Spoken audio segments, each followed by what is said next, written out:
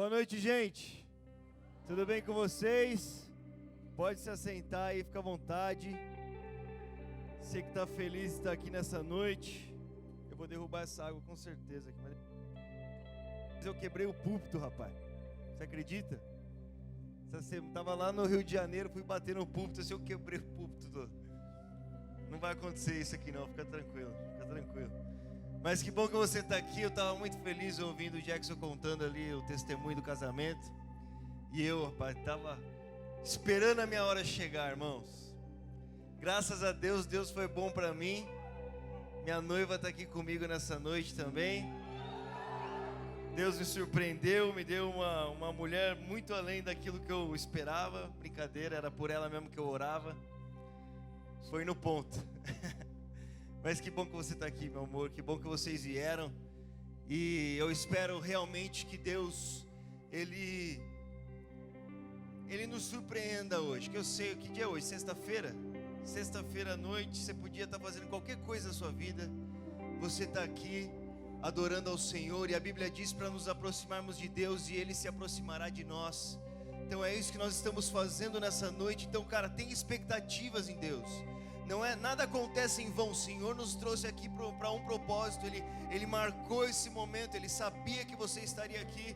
Ele sabia quais seriam as palavras que Ele traria ao seu coração. Ele sabe o que você precisa ouvir. Então confia nele. Então mais uma vez eu quero pedir que você feche seus olhos e que você peça ao Senhor para falar com você. O que eu posso falar para você, talvez você lembre 15 minutos, mas o que Deus falar com você, cara, transformará a sua vida para sempre. Então, Pai, em nome de Jesus, nós estamos aqui esperando algo do céu. A nossa expectativa está em Ti, naquilo que o Senhor pode fazer por nós, Pai. Pai, eu não tenho nada a oferecer, eu sou totalmente dependente do Senhor. O Senhor conhece as minhas fraquezas e as minhas inseguranças. O Senhor conhece os meus desejos mais profundos. Deus, mas graças a Deus que nós não estamos aqui porque nós merecemos. Nós não estamos aqui porque nós somos bons o suficientes. Nós não estamos aqui porque nós fizemos por merecer para chegar até aqui. Nós não estamos aqui porque nós somos cheios de dons e talentos incríveis que nos faz os melhores, capacitados. Mas sim, nós estamos aqui pelo precioso sangue do Cordeiro de Deus derramado naquela cruz em nosso favor. Então, através do sangue de Jesus, nós entramos diante do trono da graça de Deus nessa noite. Pai, diante do trono da graça de Deus, eu peço, fale conosco, Senhor. Alinhe a nossa vida com aquilo que é eterno, Deus. Não nos permita desperdiçar a nossa juventude, mas que nós possamos viver para a Sua glória, e vivendo para a Sua glória, Senhor, iluminar esse mundo. Senhor, nos capacite para iluminar esse mundo que morre, que se perde, Senhor, que caminha para uma destruição eterna, Senhor. Pessoas que vivem nessa vida sem conhecer a verdade, Deus. Pai, em nome de Jesus, usa-nos como um farol nessa geração. Deus, usa-nos como um sinal que aponta para um reino vindouro, Deus. Em nome de Jesus, amém? Amém. Esse é um momento muito oportuno de se viver. Hoje existem mais ou menos 7 bilhões de pessoas na Terra. A maioria delas não conhece isso que nós estamos ouvindo hoje aqui.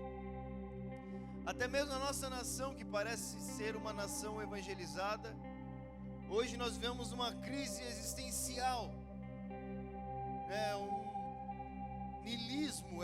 As pessoas elas não acreditam mais em propósito nenhum na vida.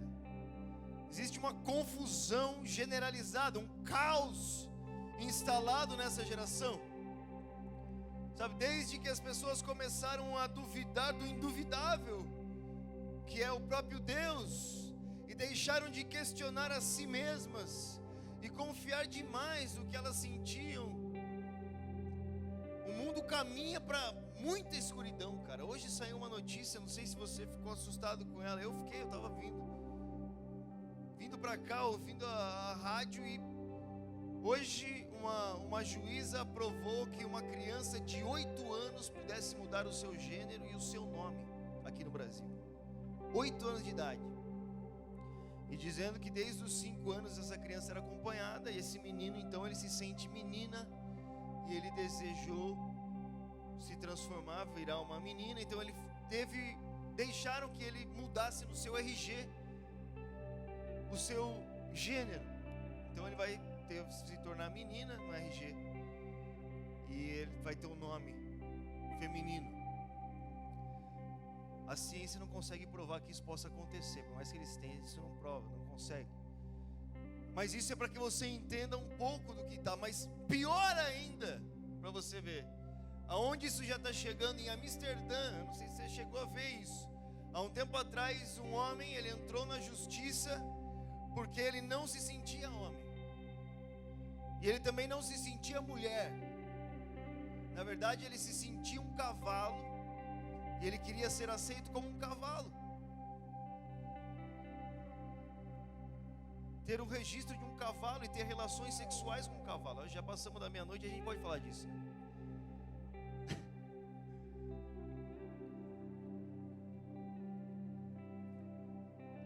Aí você fala assim: meu Deus, o que aconteceu? O que aconteceu? Sabe, até onde a humanidade pode se perder, até que ponto? Mas piores são as situações. Hoje as pessoas não acreditam mais em um propósito. Não existe um propósito. Se nós viemos de um acidente, por que não a nossa vida? Porque a nossa vida não terminará com um acidente também. Se nós nascemos sem propósito nenhum, do nada, por que não se entregar a qualquer coisa? E até o mundo progressista hoje, o mundo que deixou de acreditar em Deus, eles agora estão se questionando de novo. Eles estão percebendo a necessidade de Deus, porque as pessoas elas perderam um porquê de se viver. Elas não existe mais motivo, cara. Se nós estamos aqui por um acidente, não tem por que nós estamos aqui. E se nós estamos indo para lugar nenhum, por que nós vamos construir alguma coisa? Por que eu vou amar, ou vou trabalhar, ou vou fazer qualquer outro tipo de coisa? Porque se um dia tudo isso vai acabar, nós vamos morrer, não tem sentido nenhum, cara. E muitas vezes isso acaba tomando a nossa vida também. Nós entramos esse mesmo sentimento da minha vida não tem sentido, a minha vida não tem propósito, eu estou aqui por nada, eu não sei para onde eu estou indo, eu acordo pela manhã e eu não sei o que eu vou fazer. E o Evangelho é uma resposta para isso também, glória a Deus por isso. O Evangelho é uma resposta para uma vida sem sentido. Pedro vai escrever, em 1 Pedro, no capítulo 1, versículo 18, ele diz assim: que nós fomos resgatados de uma vida vazia, de uma vida sem sentido, que nós herdamos dos nossos pais. Sabe, Pedro está dizendo: nós somos resgatados desse lugar sem propósito nenhum. Nós somos resgatados desse lugar onde nós somos uma moeba do destino, jogados de um lado para o outro, sem saber por que nós estamos aqui, sem saber quem nós somos, sem saber quem Deus é. E ele vai dizer: nós não fomos resgatados por prata ou ouro, que é algo que o mundo poderia oferecer, que é algo que nós poderíamos comprar, que é algo que nós poderíamos fazer para ter, mas nós somos resgatados pelo precioso sangue de Jesus. Sabe, é uma ação de Deus em prol da humanidade. Só que pensando em o que seria uma vida vazia e o que seria agora essa vida que não é vazia mais. E eu acredito que para entender isso, nós precisamos entender quem que estava escrevendo isso. Quem era esse homem que estava escrevendo que ele tinha uma vida vazia, agora ele não tem uma vida vazia mais? Talvez você olhe para Pedro e fale assim: não, a vida vazia de Pedro é porque ele era um bêbado que ficava bebendo o dia todo no bar. Ele não tinha nada para fazer, a vida dele era vazia. Não, Jesus, quando encontra Pedro está pescando. Pedro não só está pescando, mas ele está envolvido em uma possível rebelião contra o Império Romano. Sabe, ele era um daqueles que planejava a qualquer momento tomar o reino de volta para Israel à força. Tanto é que 3 anos andando com Jesus, ele foi o cara que tirou a espada e cortou a orelha do soldado ainda. Ele foi o cara que chegou para Jesus e falou: vamos mandar fogo na cabeça dessa galera. Era sangue no olho, ele tinha alguma coisa para fazer, ele tinha uma missão já na vida. Mas por mais que ele tivesse uma missão na vida, ainda assim era uma missão vazia. Agora, era uma missão indigna você pescar e cuidar da sua família? Não, mas ainda existia algo muito maior do que isso. Tão maior do que isso, que Pedro vai dizer assim: olha, a minha vida na verdade ela era fútil. E algumas versões vai dizer de uma vida fútil, uma vida vazia, de uma vida sem sentido, uma vida sem nexo nenhum. Nós somos resgatados de lá. E talvez você está aqui hoje, você sinta que a sua vida seja essa. Eu já senti isso. E às vezes me passa pela cabeça ainda, cara, pra você ter uma ideia.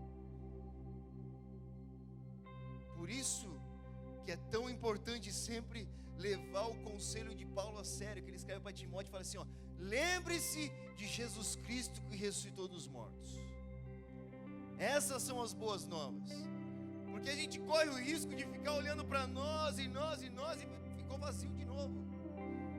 Mas nós somos resgatados por esse precioso sangue. Agora, se uma vida vazia é talvez essa vida que Pedro vivia no mundo, qual seria essa vida para a qual ele foi resgatado? E um dia Pedro teve um diálogo com Jesus. Pedro foi o cara que olhou para Jesus e falou assim: ó, tu és o Cristo, o Filho do Deus vivo. E Jesus olhou para ele e falou assim: olha, você acertou, Pedro, mas não foi carne e sangue que te revelou isso, mas foi meu Pai que está no céu. Aí Jesus diz para ele: sobre essa rocha, sobre essa revelação de que eu sou o Cristo, eu vou fazer uma parada. Eu edificarei minha igreja. Só que quando Pedro olha para Jesus e diz: tu és o Cristo, ele não só estava falando: tu és o Jesus Cristo, seu sobrenome é Cristo, o senhor veio lá de Belém, filho cristão, seu cristinho. Quando Pedro olha para que fala tu és o Cristo, Pedro carregava com ele todas as promessas que seu povo tinha recebido sobre esse Cristo. Era uma esperança, era as palavras de Deus por anos e anos a fio, desde o início da humanidade.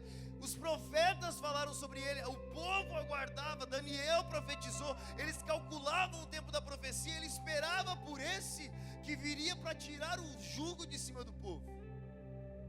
Pedro talvez imaginava que Jesus era o cara que ia cortar a cabeça de Pilatos, sentar no trono e chutar o Império Romano para fora, velho. Talvez seja isso que ele esperava do Cristo. Um rei que viria com força e dominaria e retornaria, devolveria o reino a Israel. Sabe, quando ele olha para Jesus e fala: tu és o Cristo, ele fala assim: ó, você é a esperança da humanidade, cara. Não é só você é o Cristo, um cara legal. Não, tu és aquele que veio para mudar o mundo, para salvar a humanidade, para transformar a nossa história. Nós esperávamos por você. Toda a nossa esperança está em você. Tu és o Cristo, o Filho do Deus, tu és o Filho do Deus vivo, pelo amor de Deus. Entendeu? Não era qualquer um, não era só mais um filósofo, não era mais um cara que ensinaria boas morais. Não, ele era a solução. Ele era o que faltava. Ele era o próprio Deus diante de Pedro. Ele era o cara que não poderia falhar, não tinha como dar errado com ele aqui. O Senhor chegou, zeramos o jogo. Não tem como dar errado aqui. Tu és o Cristo. Pedro olhava, diante dele estava toda a sua esperança, toda a sua convicção. Ele falou: agora o mundo nunca mais vai ser o mesmo. Tu és o Cristo, o Filho do Deus vivo. E Jesus fala assim: que bom que você sabe agora. E ele fala: sobre essa revelação eu edificarei a minha igreja. Aí Jesus fala algo para Pedro, ele fala assim: e os portões do inferno não prevalecerão sobre o Cristo. É isso que ele fala? Mateus 16. É ou não é? Vamos ver agora, vocês estão ligados. Jesus fala: os portões do inferno não prevalecerão sobre o Cristo. Jesus fala assim: os portões do inferno não prevalecerão sobre a igreja. No mesmo momento que Pedro coloca toda a esperança dele em Cristo, Jesus coloca a esperança do mundo em nós.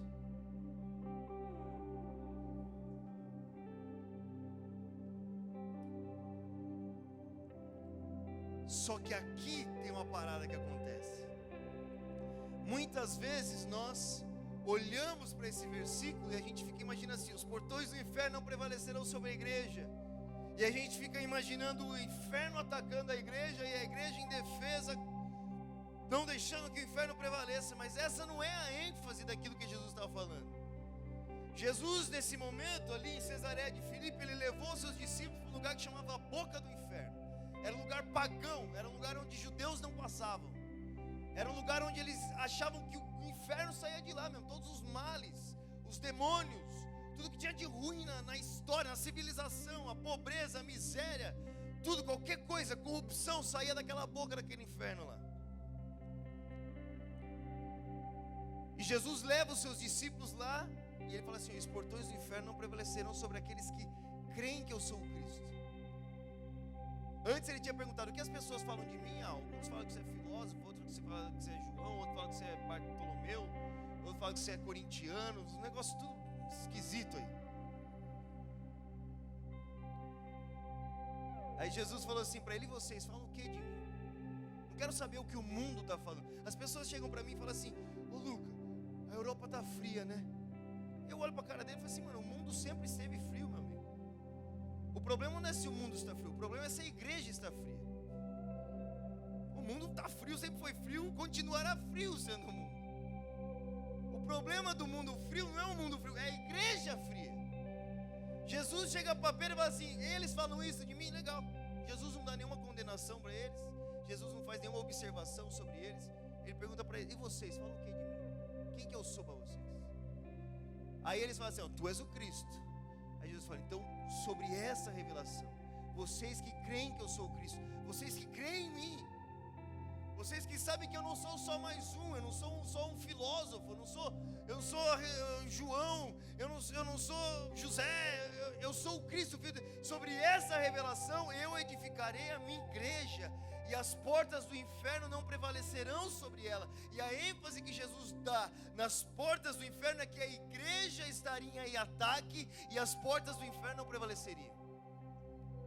Aqueles que entendem que Jesus é o Cristo, agora eles recebem uma responsabilidade e eles passam a viver por algo maior do que a sua própria vida. E esse Pedro que dizia: nós somos resgatados de uma vida vazia, ainda, meu irmão, pescando, ainda tendo uma ideologia para se lutar, ainda esperando uma tomada do império, ele ainda disse sobre a sua própria vida: minha vida era vazia, mas agora eu vivo por algo verdadeiro, agora eu fui resgatado para algo verdadeiro. E o que foi isso? É o que Jesus diz, ele diz: as portas do inferno não prevalecerão sobre você. É a obra de Deus, cara. Sabe, aqueles que são alcançados por Jesus, eles são convocados para uma missão que é a mais importante de todas, que é realizar a sua vontade nessa terra. Um propósito para se viver muito. E pode falar para você: dá muito trabalho essa missão aqui. Era muito mais fácil ficar em casa jogando FIFA, muito mais fácil. Era muito mais fácil estar comendo pipoca, é muito mais fácil. Mas existe algo que é mais importante do que nossa própria vida. Existe algo para o qual nós fomos chamados. E esses homens que tiveram um encontro com Jesus, escreveram as escrituras, eles diziam assim: olha, eu não tenho mais direito sobre a minha vida. Eu, Pedro, servo de Cristo. Eu, Paulo, escravo de Cristo. Sabe, eram homens que entenderam que a vida deles não servia mais para eles mesmos. Jesus olha para Pedro: você crê em mim? Então você é a minha igreja, e as portas do inferno não prevalecerão sobre a minha igreja. A igreja está em ataque. O problema é que nada acontece se a igreja não atacar.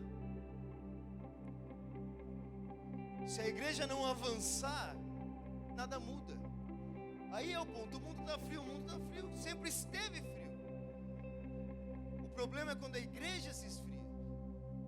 Mas quando a igreja avança, quando a igreja se dispõe, quando a igreja vai em frente, aí as portas do inferno não prevalecem. E é para isso que Deus nos chamou, para esse momento agora. Nós podemos ficar ouvindo todas as notícias que nós estamos ouvindo e não fazer nada. É muito mais confortável não fazer nada. cara, sem problema. Qualquer coisa que eu hoje, mano, no Brasil, se você se posiciona, está acontecendo na internet, você se posiciona a favor da Bíblia, ou a favor, você começa a apanhar de todos os lados. Não sei se você experimenta isso. Mas ao mesmo tempo que você apanha, você está trazendo liberdade para as pessoas que não ouvem de uma forma diferente. Veja, todos esses assuntos que estão sendo falados, se eles não ouvirem de pessoas que têm um relacionamento com Deus, que buscam a Deus, que encontraram a Cristo, que creem que Ele é o Filho de Deus, se eles não ouvirem de nós, eles ouvirão de outras pessoas. De pessoas que não conhecem isso, de pessoas que não sabem o propósito e ensinam de qualquer forma.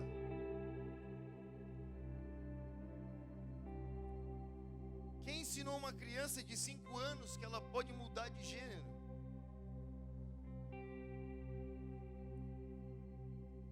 Isso acontece porque as pessoas não têm uma revelação de Deus. Mas o ponto é, como crerão se não há quem pregue, cara? Eu não sei se você entende a necessidade de uma igreja viva no Brasil hoje. Se você entende a necessidade diante dos seus amigos, do seu grupo de amigos, a necessidade que existe de você estar vivo hoje.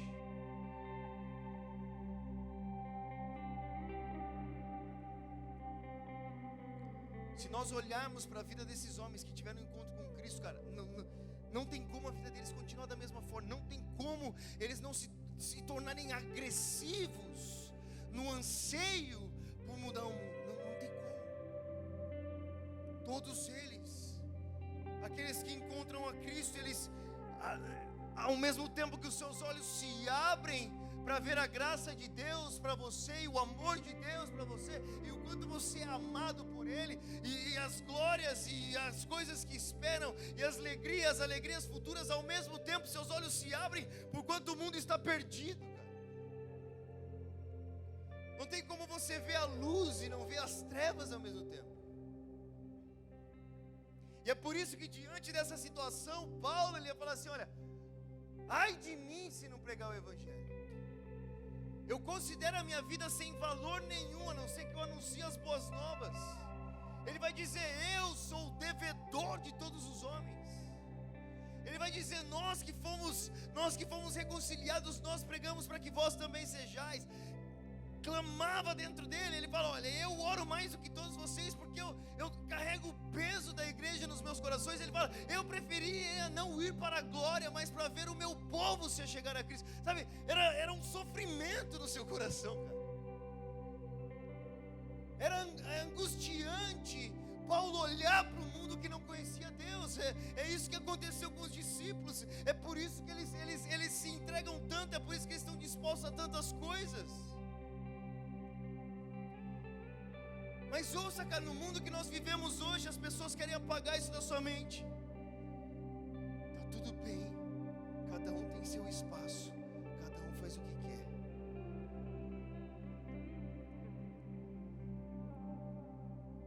Não é politicamente correto você pregar o Evangelho e falar para alguém se converter. Mas o Evangelho nunca foi politicamente correto, e ele nunca será. O Evangelho aponta para o homem e diz: você está ferrado, tio. E você pode fazer o que quiser, você não é suficiente sozinho.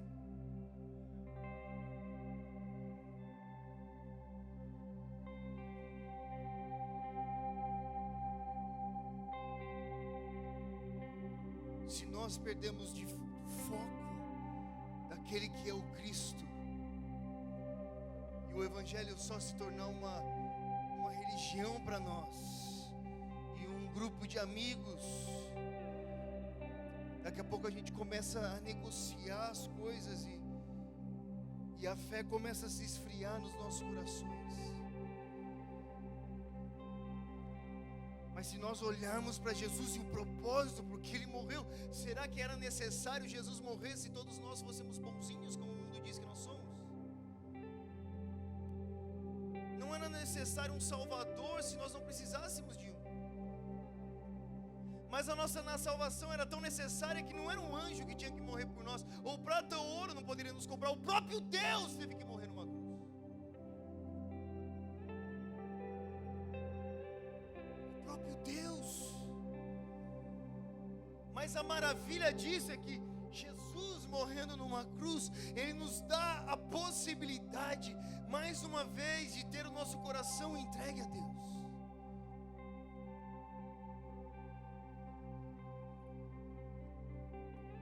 De ter o nosso coração derretido e formado de novo pelo próprio Deus.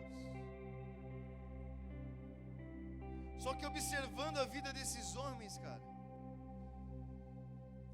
você percebe que existia uma devoção da parte deles para que a chama permanecesse acesa.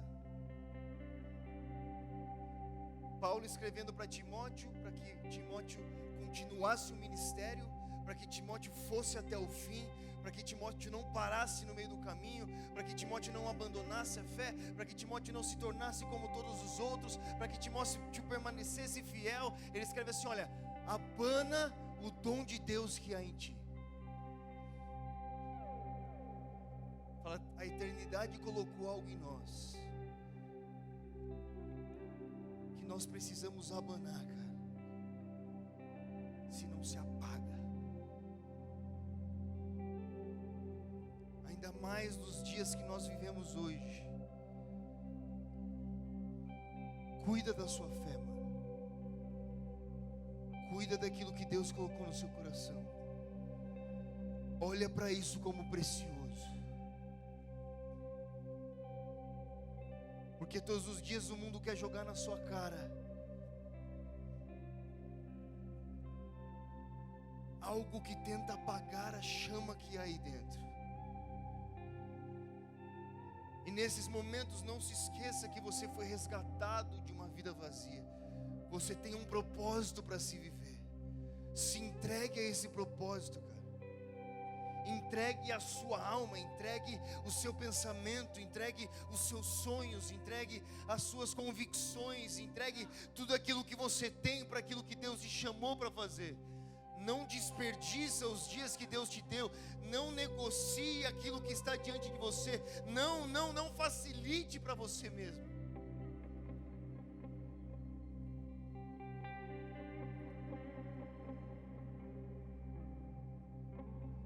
Sabe, Pedro, ele trabalhava, ele não era um pinguço que ficava perambulando por aí. Ainda assim ele entendeu que era uma vida vazia.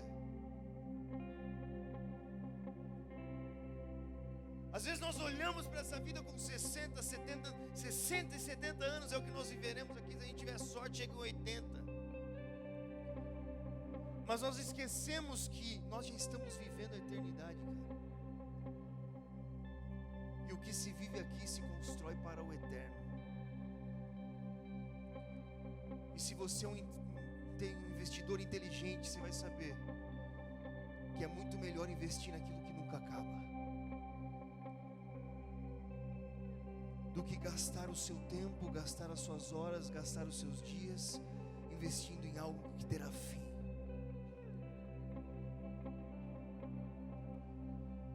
Eu creio que para esse momento que nós vamos viver, aquilo que o Brasil vai passar e está passando, cara,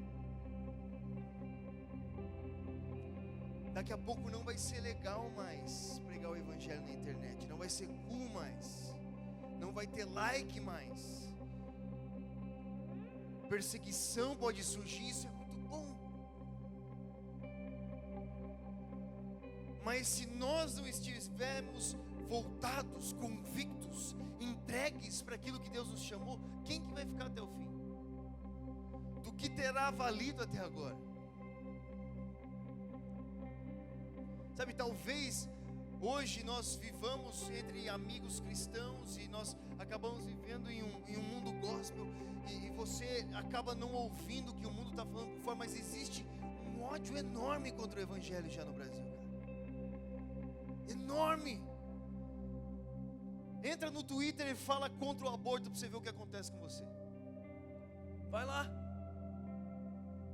Entra no Twitter e contesta uma criança que virou, um menino que virou menina com 8 anos de idade. Vai lá e vê o que acontece com você. Fale em um lugar onde os cristãos não são maiorias e perceba o que está acontecendo. Mas é nessa hora, é no lugar de maior treva, é no lugar onde existe mais escuridão, onde a luz resplandece com a sua maior potência. Mas se nós não estivermos acesos, que diferença isso vai fazer? Foi isso que aconteceu na Europa. Na Europa, os crentes não tinham mais o que fazer, começaram a brigar entre si sobre teologia. Você está certo,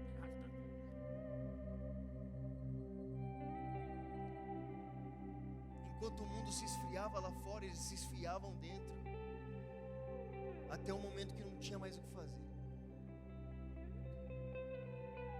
Hoje eu estava lendo sobre um teólogo inglês famosíssimo. Ele estava escrevendo os seus últimos dias e se arrependendo dos textos que ele tinha escrito sem uma vida de oração. Porque ele falou: sem uma vida com Deus, sem olhar para Cristo, sem voltar para Ele, sem entender o propósito, eu me afastei do mundo, eu me afastei de Deus. E eu construí uma ilha, um castelo. Ele usou essa expressão, um castelo. Sabe, naqueles castelos medievais que tinha uma fossa ao redor, onde ninguém podia chegar.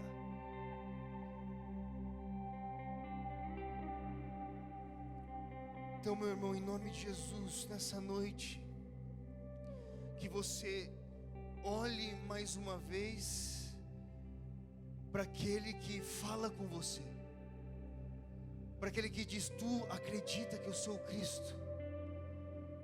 Eu sou um filósofo, o que eu sou, mas se eu sou o Cristo, você é a minha igreja, e as portas do inferno não prevalecerão sobre você. Então se entrega a isso, cara. Se entrega a essa missão e não valorize uma vida que não seja para esse propósito. Não valorize uma vida que não seja voltado para aquilo que é eterno. Não valorize uma vida que não seja aquela que foi comprada pelo sangue de Jesus. Não se venda por dinheiro, cara. Você vale muito mais do que isso.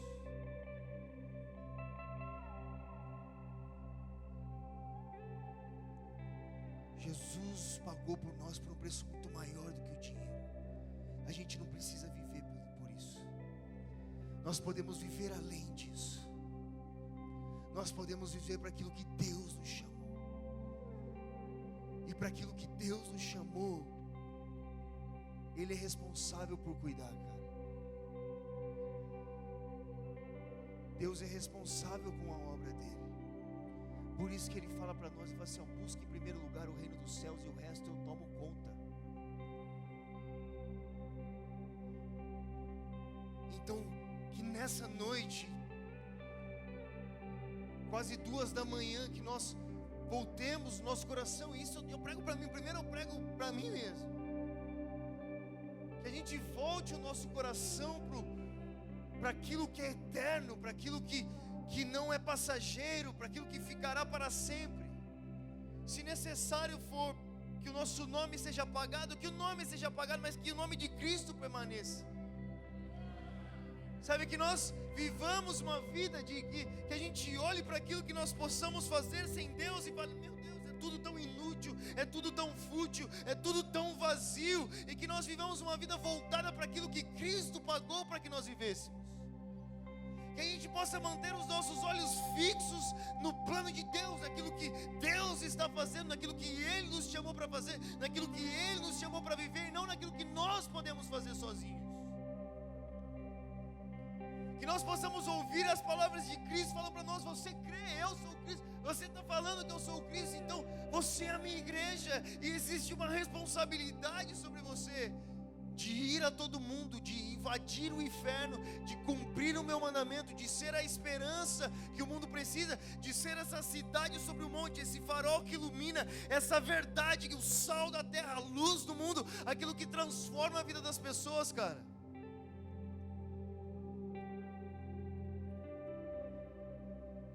A igreja não tem que ficar indefesa.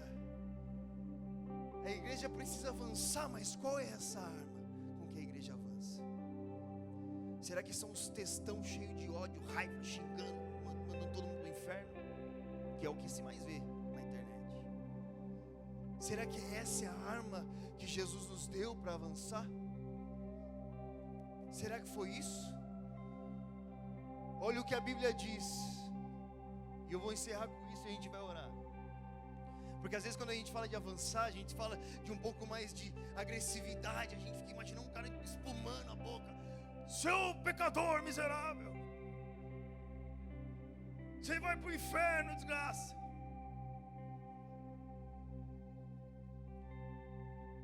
Jesus, quando fala para Pedro: vocês, o inferno não prevalecerá, eu sou o Cristo e tal. A Bíblia continua e a Bíblia diz que a partir daquele momento, Jesus começou a anunciar para os seus discípulos que ele seria morto. Aí você fala: meu Deus do céu, tem alguma coisa errada aqui? Imagina a cabeça dos discípulos: eu acabo de conhecer o Cristo, o super-homem, e ele diz que vai morrer. Tem alguma coisa errada, mas na verdade Jesus, ele estava mostrando o caminho que o mundo seria transformado. Qual era a estratégia, qual era a ferramenta, qual era a arma que eles usariam para transformar o mundo. E não seria por ódio, não seria por força, seria pelo amor. E Jesus se entrega pela humanidade. Deus nos dá uma arma infalível contra o inferno, porque o inferno não a conhece, e por não conhecer, o inferno não tem defesa contra ela, que é o amor, cara. O amor que Deus derrama no nosso coração, o amor que o Espírito Santo revela a nós, um amor de um Deus que rasgou o céu, rasgou o véu, desceu ao inferno, ressuscitou dentre os mortos. O amor daquele que ainda numa cruz, sendo crucificado, disse: Pai, perdoa-os, porque não sabem o que fazem. Me diz o momento em que Jesus pediu juízo. Quem somos nós para pedir juízo, cara? Nós temos que pedir misericórdia. Se a gente pedir juízo, o juiz viria primeiro sobre nós, aí o pau quebrava, você está louco? Deus sempre começa pela casa. Quem somos nós para pedir juízo de Deus, se nem o Filho de Deus pediu? Nós precisamos clamar por misericórdia. Deus, tenha misericórdia dessas pessoas. Deus, tenha misericórdia desse mundo. Deus, transforma esses corações.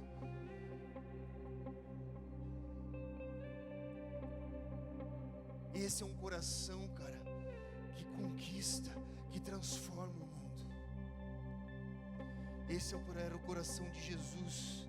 Esse era o coração dos discípulos. E esse é o nosso coração. E você sabe que quando você ama, não adianta. Olha, eu amo aquela mulher. O que eu fiz para conquistar essa mulher não está escrito. Olha, rapaz. E todos os dias, né, meu amor? Quando você ama, não existe barreiras. Não existe o que pode te parar. Então que nessa noite, para essa necessidade que o mundo tem, para aquilo que nós temos que fazer, que nós levantemos o nosso coração em clamor a Deus. Senhor, encha-nos de amor. Que eu entenda isso daqui, para que eu fui chamado, essa igreja que vai ao mundo, mas que eu não vá com a mão armada de ódio, de regras, de leis. Sabe, é inútil você dar um óculos para um cego. O cego não enxerga com o óculos, você precisa ser curado da cegueira, cara. É inútil a gente chegar para o mundo que não crê em Deus e falar: obedece a Deus. Obedece a quem? Eu nem acredito nesse Deus, tá louco?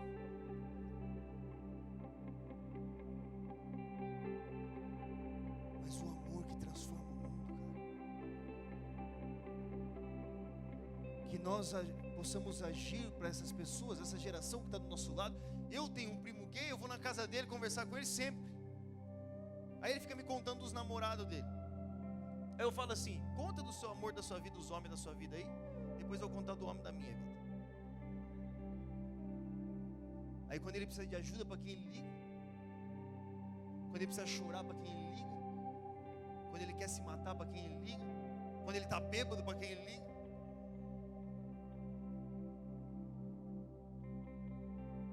Agora esse mesmo primo chegou para mim e falou: seus amigos falam que eu sou doente, que eu tenho um demônio, que eu vou para o inferno.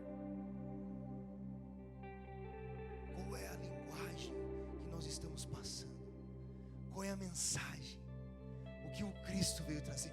Como Jesus agiu com você, cara? Que nós possamos agir com o mundo como Jesus age conosco, cheio de misericórdia, compaixão, longanimidade, paciência que não acaba mais, perdão que não acaba mais. E assim o mundo verá transformação. É assim que o mundo é revolucionado, cara. Então fique de pé agora. Eu gostaria de orar com você, rapidamente.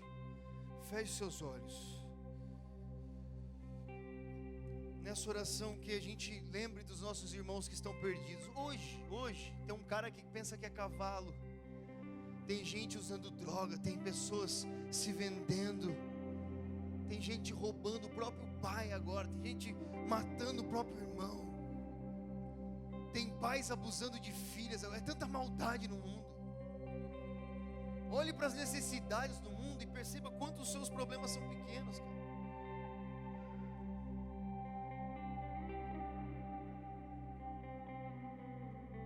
Tem gente que não tem o que comer agora. Tem gente que não tem água. Tem gente que está vendendo o corpo para comprar comida agora, cara. Nesse mundo aí são tantas necessidades. Então olhe agora para as necessidades. Sabe, vamos tirar os olhos de nós e olhar para eles.